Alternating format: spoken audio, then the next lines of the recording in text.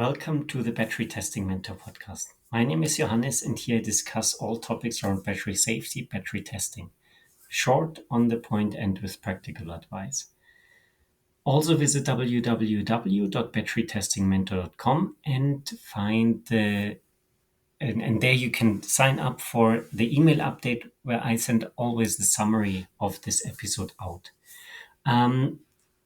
Also, if you want to get in contact with me, just reply on this email.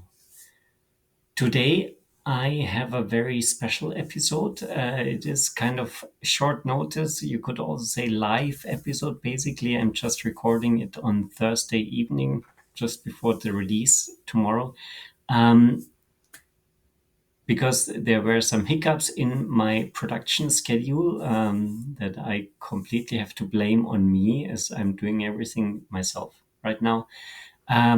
Also, this was the reason that I was not able to release an episode last week. But next week, I'm pretty sure I will be able to release the interview, the continuous or with the parts of the interview with Benjamin about the whole many different aspects: cell development, cell validation, pack validation. So I said, now let's make an episode on short notice. And as I am currently at a conference, the Battery Power Conference in Aachen, I thought, why not just share my impressions of this conference with you? I hope you find it interesting. If not, then, please also let me know what you think about this. Maybe it would be interesting to do something like this more often, than with more professional equipment instead of just recording here on my computer, not even with a proper microphone. So I am here. It is the first day of this conference. And there is a second day that I can't cover because I need to release tomorrow. But I want to give you a glimpse of what I saw here the first day. Overall, I really have to say it's fascinating group of people. A lot of basically really research. It's a research conference and scientific conference. But it's also super interesting to get really insight into the latest developments that are happening.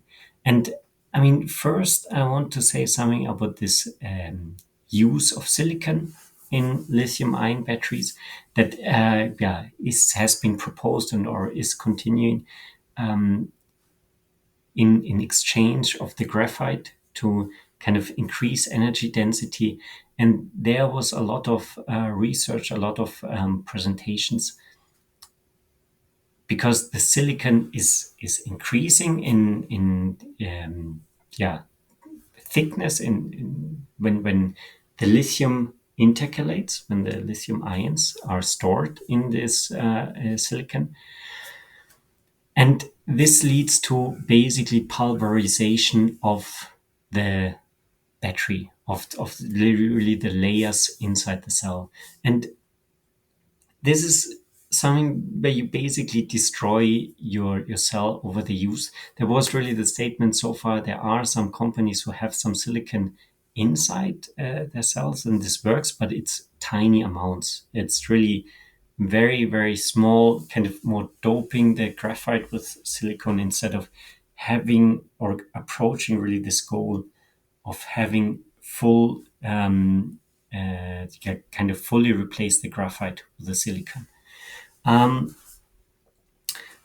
Let me have a look on all my notes. Yeah, one thing with this silicon is that you need to put pressure onto this battery, onto the cells, to make sure kind of it stays together, and the increase, the growth is not too big. And because the bigger the growth, the more you damage your layer. So there is really a problem then, that you have this pressure this pressure is also an thing that needs to be in the whole battery pack. And there was really the question asked, when you have an accident and something damages the battery pack and suddenly this pressure is released, what happens then? Is it like a spring that's flying all around, or is it just a crack and it's that there is nothing more happening? So looking at this from battery testing standpoint, a lot to test and validate in regards to this um, higher silicon content. And what was also said is that over time, with the silicon content, you lose the lithium inside the cell. So kind of the lithium gets deactivated.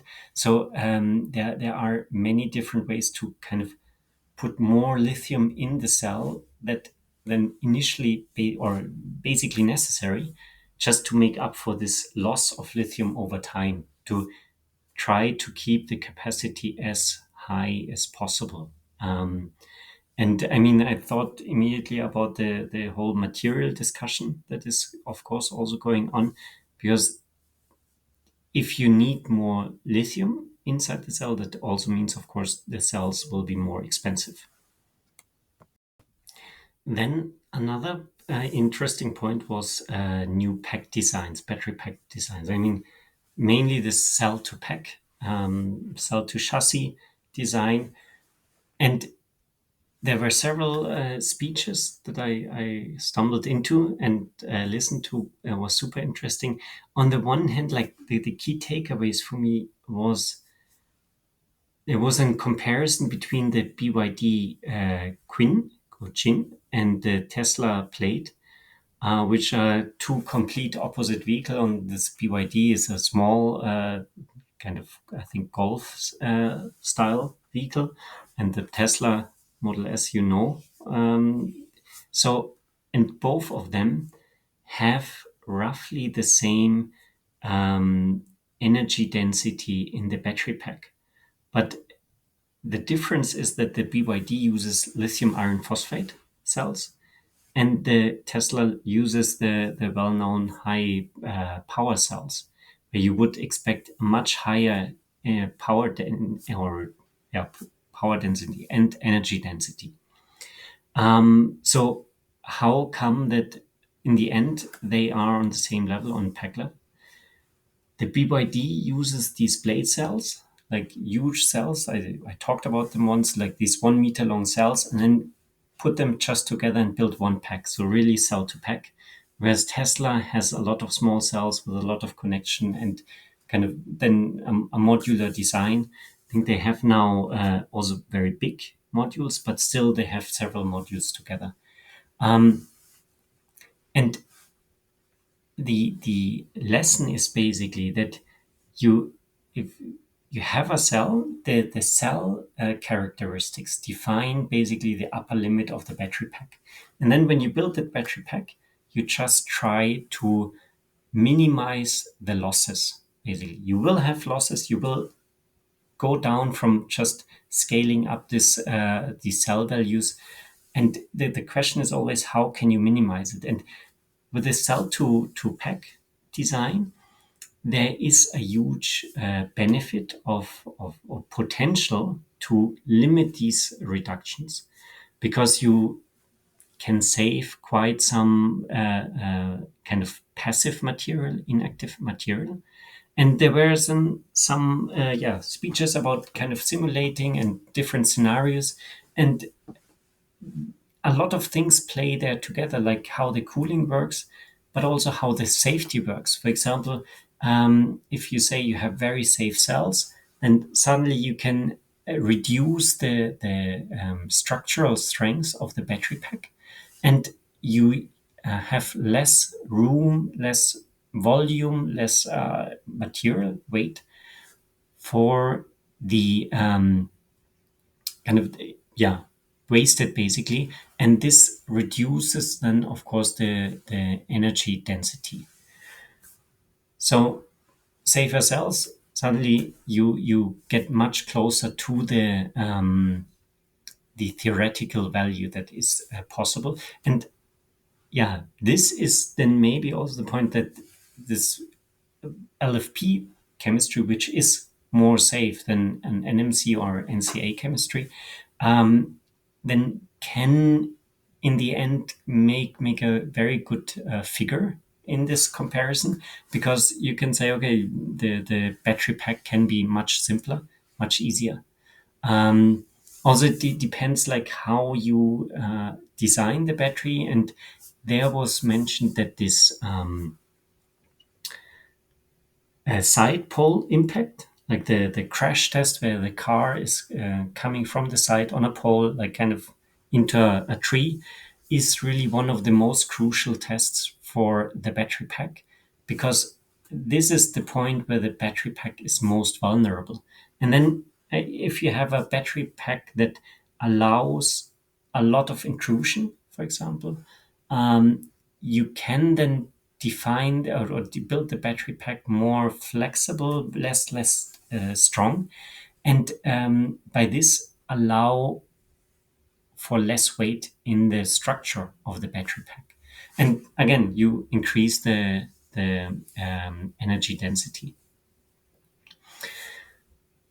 There are, yeah, really a lot of levers that were displayed, and all for reaching very high energy densities. Now, we talk here about really high energy densities with lithium metal, solid state batteries, and so on.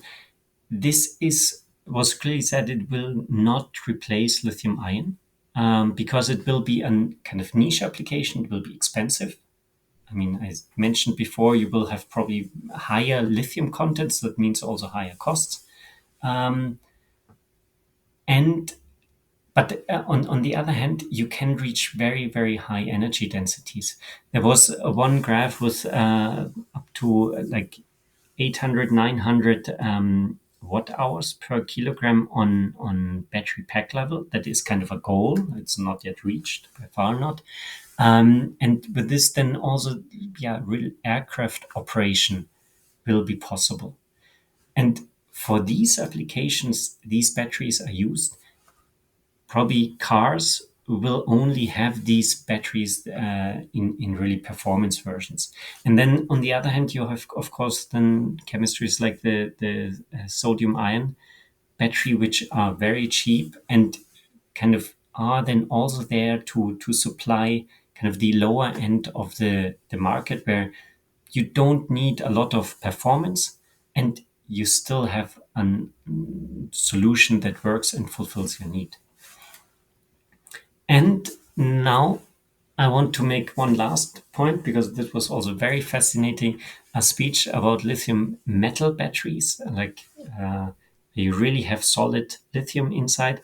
It was super fascinating. I had a hard time following this, and probably didn't really get all that was mentioned there. It was by a professor from Chicago, um, Shirley Meng, if I remembered right. And she showed some pictures from lithium metal batteries and how they need to be designed to work properly. Like that you really have a lithium metal, and that needs to connect to the current collector, and therefore you need again pressure. I mean, this topic comes up again. Um, and if there is a dissolution of the lithium, then it is kind of floating into the electrolyte, and it gets surrounded by an SAI layer, and then it's kind of dead. It cannot be used for the charge transfer. The very interesting point was about the safety, because um, with lithium ion, you say, okay, you test the battery when it's new, and then it will be okay. And normally it is okay then during the whole lifetime. With lithium metal, she really made the point that the older it gets, the more safety implications are potentially there. There were really like instances where these cells then started burning within the glove box, where you have basically no oxygen inside and everything is a nice atmosphere. Even then, you had some issues. So I see time is up already. we are at the 15-minute mark.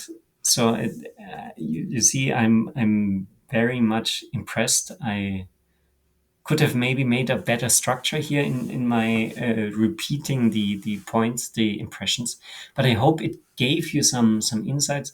Maybe I do another uh, yeah episode really focusing on like sharing my insights in a more structured way, that I really rework what I noted down.